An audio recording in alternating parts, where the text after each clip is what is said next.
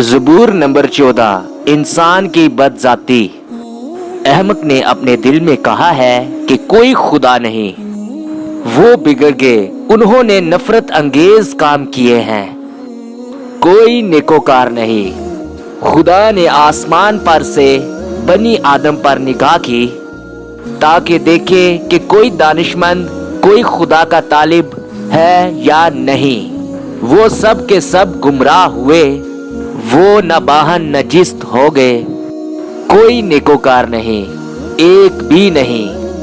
क्या उन सब बदकरदारों को कुछ इल्म नहीं जो मेरे लोगों को ऐसे खा जाते हैं जैसे रोटी, और खुदावंद का नाम नहीं लेते?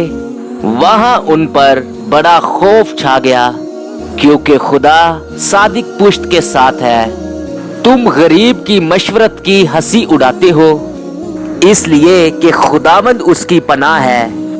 काश के इस्राएल की निजात सयून में से होती।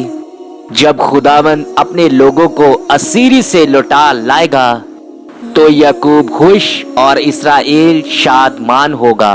खुदावंद का पाकलाम पढ़ा और सुना गया, हम सब के लिए बाइस से बरकत ठहरे। आमीन।